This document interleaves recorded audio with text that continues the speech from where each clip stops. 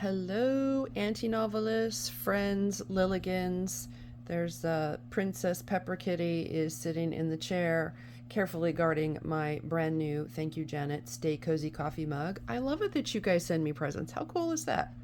So here we are, back in the library to dive into the next part of world building. So as I said yesterday when we went down this road, I'm not going to get super deep into world building because I go really deep into that in the book that I'm working on for you, Zettelkasten for Fiction, where imagination finds order. However, I do want to answer two questions. The first question is about kinds of world building. And the second question is about translating what I looked at yesterday, which was my timeline, into the Zettelkasten so that it all becomes safe in the note cards nested in the note box. So let's get to it. The first thing we talked about yesterday briefly were the two kinds of worlds. You've got the real world, right? So you're adding elements that are adjacent to our reality, just enhancing the world that we already collectively share. Then you have an alternate world, which is a completely new and independent way that exists beyond our shared reality. So with that said, I want to look at the next piece of world building, which is examining the two basic kinds. Now, think of these things that I'm going to show you as existing on a continuum. One is at one end, the other is at the other end. And like so much of writing, you have to toggle your story to figure out where you end up. Three key aspects of world building involve creating an atmosphere or an atmospheric feeling about your story, looking at your story's mood and staying true to the mood of your characters and the kind of tale that you're spinning, and then the concept of the tone. Tone is another one of those sense promises that you make to your story that sets the stage for what kind of story it's going to be and what that flow, what that feeling of the story is going to be like. Is it action-packed, fast-paced, slash 'em up? Or is it introspective and thoughtful and reflective? Those are two sides of the same coin. So let's look at the first one. Let's talk hard world building. Hard world. First of all, a hallmark of a hard world is an immersion in complexity. So you're going to develop what lands are there? What's the geography? It will have its own language or languages. The culture will be distinct. It will have an internal, consistent logic system. Things will make sense because that's the way you're building them. There are concrete rules and those rules stay consistent throughout, okay? So that means this world is grounded and linear. The characters fit into the world. With hard world building, often you build the world first and then you make the characters fit. Finally, you're immersing your readers through details. So it's not the other way around.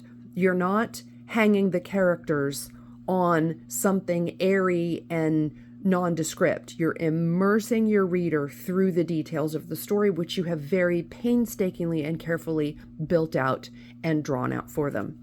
A good example of hard world building are the series written by J.R.R. Tolkien. He is one of the masters at a thoroughly developed, complex, logical world where everything fits and everything has its place. Now, let's look quickly at the alternative. What is a soft world? Well, it's the exact opposite of a hard world. It's atmospheric, it's imaginative in a not grounded way, meaning it's not grounded in linear articulated logic. It's a little bit more suggestive. Those edges are fuzzy as opposed to being nailed down and defined for the reader. There are more profound things that are guiding the story than the geography, the language, the cultures, and the internal logic. Okay, so this deals more with emotions. I'm pointing at you, Kathleen Spracklin, and the writing with emotion character traits. This is where things like that really come into play because your reader is not expecting a hard, rule-bound world. They're expecting an experience that's more atmospheric and imaginative. Things like emotion, flexibility, nuance, and vision are some of the hallmarks of a soft world. things are prioritized differently than a hard world. And that is probably one of the most important things that differentiates hard from soft. A hard world has a certain set of parameters, a certain set of story-based priorities that need to be met that revolve very much around the rules of story structure. A soft world, however, prioritizes different things rather than the 4 or 3 act structure, which is comprised of the 8 plot points, the 8 plot beats. The soft world doesn't function under those kinds of rules.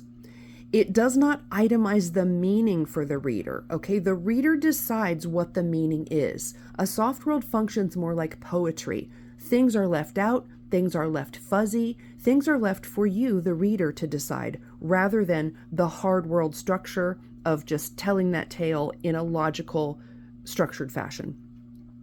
It is often most character driven. So the details of how things work, why they work that way, the history behind the workability, those things can all stay fuzzy because we're invested in the character, the emotion of the soft world rather than the hard details. All of these things together ultimately give the writer more creative freedom. In hard world building, you're adhering to a set of rules and structures. And so, yes, there is a lot of creativity, but it's all tethered and bound up nice. In a soft world, things are left way more nondescript and fluid. It's more of a fuzzy world. A great example of that is the Harry Potter series by J.K. Rowling. She is a master at soft world building, which allows things of the world that we know that we share in reality to blend with things of the imagination, and she leaves lots of those edges fuzzy for the reader to decide. I read that she said that the reader brings things to the characters that she never intended or even thought of, and that's one of the hallmarks of soft world building. The reader brings some of the story along with them. So, with those things in mind, let's look at how I have implemented some of my world building cards in taking off from where we left off yesterday. So, from this loose set of definitions that I've given you to help wrap your mind around it, my story is very much a soft world built story. It's not bound by the rules and regulations of all of the details of the world. It's the world that we share in our common reality now, enhanced with other elements and twists on pieces or people from history. That's the hallmark of my story. So yesterday I walked you through my timeline and how important it was for me to plot out the major time points by year and date on a timeline of reality so that I could then go back and insert my characters and situations that either bend or twist that historical element or person, or that are simply inserted into the history in order to build that unit of my story. What that looks like in my note box is this. So, my world building lives in my 7000s. Everything in regards to my novel lives in my 7000s over in my note box. So my world building specifically is 7910.5. The reason I chose that, again, looking at you, Kathleen Spracklin, is because I wanted my world building cards, or my Bible as some call it, to be midway between 7910 and 7920, because I have other elements of the world in 7920. So 7910.5 really seemed to me like the logical place to have the elements that I wanted to keep track of in terms of translating things from my timeline onto my cards. What I've done is I've used 7910.5 / and then it's the year from my timeline that this item occurs in. And then I've also added other numbers in order to be able to put those things in order by things happening in multiples in a year, which I'll show you. So 7910.5, we know this is world building. 1872, so we know that we're in 1872. Again, I've given this card a 0.5 because I want it to be about halfway between 1872 and 1873. So I'm just using that 0.5 to orient it halfway between those 2 years. That's a trick that I often use to orient myself in the box so that my cards don't all stack up at the very beginning of a number. I'm going to dot 5 them and I'm going to start them in the middle. It's just my quirk. It makes sense to me. So on this card, I've got Lady Victoria Welby founding the School of the Art of Needlework. The top half of the card is what orients me in time. Okay, so this is what orients me to time and historical people in reality. The bottom half of my cards, when I'm world building or story building in that way, give me a sense of why is this important to my story. So I've made a note. This is the beginning of aggregating power. So this card is reminding me in terms of world building that this action, Welby founding the School of Needlework, is part of the genesis of the power structure, okay, the magic structure in my book. So that's how I'm keeping track of it. Now notice, I've made a checkbox here. Checkbox, Welby's history. In this way, I'm giving myself a task to check out Welby's history and see if there's any details there that I might want to add on or use. If I do, this 5 is going to get a /A, and I'm just going to tuck those details in behind as I go along. So let's keep on rolling. If this were something that I thought was really important to my story, I would take one of my cause and development tracker worksheets. Remember this guy from before?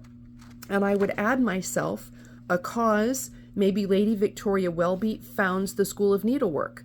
Effect, a renegade group of people starts to gather and they have a very specific intention about how they want to use this power. And then I would drop down to the research questions in my task box and I would put this little note about checkbox Welby's history. I would make myself a research task.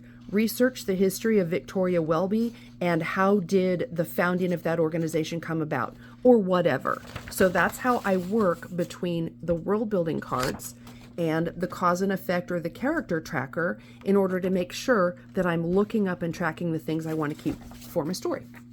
Let's go to the next card. So this one, remember when I said if I had something else of relevance, I would give it a /A? Bada boom, here we are. 1872.5/A. So this tells me that this card is an important addition to this event. So let's see what it is. In 1875, Queen Victoria becomes the patron of the School of the Arts of Needlework, which is what Victoria Welby founded. And because the Queen has now patronized this organization, they get their royal designation. They become the Royal School of Needlework. Now notice I've made myself a note there. See 7133 CPE. What that tells me is if I go to 7133 over in my note box, I'm going to find the Chamber for the Protection of Embroidery, which is a splinter group, fictional, in my book. So you can see the relationship. I'm tracking the history of the actual organization, and then I'm making a reference to where I create my own subgroup, and I'm telling myself on this world building card where to go to find that. I've also made my note down below. The royal involvement concentrates power. Power corrupts. Dun, dun, dun. And you will also notice that this card is highlighted in orange, and those details are in orange. What is orange in my series? Let's see if I have it at hand right here. I do, just for you. What do we have here? Sorry. Orange, villains and bad guys. So see, I'm already communicating to myself visually just by using orange on that card so that as soon as I see it, I recognize bad guys. Let's keep going. The next card is 79.5. It's got my 1872.5/B. So this next card informs my A card. Let's see what it is. This one says, in 1877, Dora Wemyss establishes the Royal School of Needlework branch in Scotland. So, after we get our royal designation, and I've created my own subgroup, now we've got a group breaking off in Scotland. And I've got myself a note. Splinter group equals Preservation of Powers, and it's written in pink, so we know this is part of my main female character's backstory. Next card, please. This one is 7910.5. This is 1911 to 1915. Branch and William Friedman are at Cornell, so this is just reminding me of my main character, fictional, and a historical figure, William Friedman, the Codebreaker, and I've tied them together by making their roommates at Cornell University, so that's just a quick note to myself. I've got my 1917 card, which tells me in Oklahoma the Awkward Squad was founded and they entered the war in May of 1917. It's swiped in blue because Branch, Marshall Branch, my main male character, was a member of the squad. And then the B card, which is subsequent to that, so it tells me it's adding another element to that war background. September 23rd, 1917, the anchor is swiped in blue, so I know that's Branch. And the Archangel Raphael is swiped in pink. I know that has to do with Tara, my female character. And I've made a note. See the character planner under magic. Another note down below. This establishes the power hierarchy, and it shows the transfer, Francis. So just notes to myself about this power structure. But what is this note here? See character planner under magic. Well, this, you may recall, is my character planner. This is my daughter's college happy planner, which she gifted to me several years back when she decided she didn't need it anymore. And now that she's graduated from college, she's moved on to a more grown-up planner. Not me. I love it. Added my What the Cluck sticker because I live on a cattle ranch and my chickens are absolutely crazy, so that always makes me laugh. But let's see what's inside. Remember that note to myself that said to see magic? Let's just flip through this guy and see what we find. Here, under plot notes, check it. What do we have? We have a tab stapled in that says magic. Awesome. So what do I have here? Now, I'm not going to show you too much of this because this will give spoilers to those who are going to read the book, which I hope you're all going to read the book, even though it is set on the back burner for a while so I can finish writing Zettelkasten for fiction for you, which I am happily doing. I don't mind at all. My book will wait. But here, under magic, I have note cards that are explaining to me different elements of the story. I have a note card stapled together about the system. I have an envelope that is Happy Planner Punch so that I can slip cards in. I have a drawing, which I'm not going to show you because that literally lines up the whole system. I've got some washi tape reminding me this is how the power works.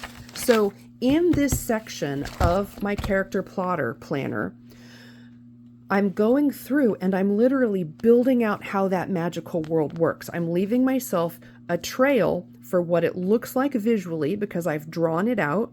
And then I've also made those notes on my world building cards that send me back to this character planner in case I need to go look that up and remind myself as I'm writing. So this one went a little long, but I hope that gives you a little bit of a better idea of how you go from original idea, brainstorming, mind mapping, to timeline, actually laying out the things that happen on a timeline so that you can plot them out, translating those into your actual world building cards, which are going to track all that stuff for you, and also cross-referencing those things into your other materials, which might be notebooks or journals.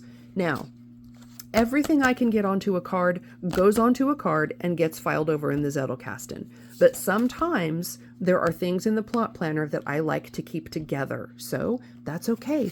I just reference them on that world building card and I know where to find them. As always, thank you so much for your time. I very much appreciate it. Thank you, every single subscriber. You guys are awesome.